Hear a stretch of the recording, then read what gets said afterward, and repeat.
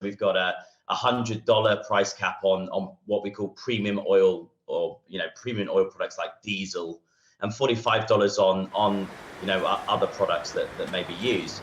Now, the interesting thing about this is this price cap predominantly has been imposed by the EU, but by the EU presidency, Sweden.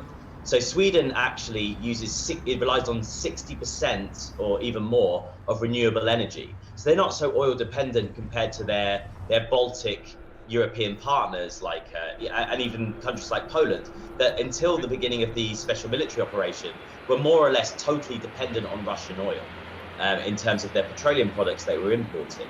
So really, and the Baltic states have now said, look, okay, we'll take this for now, but we want to review every 2 months on this price cap.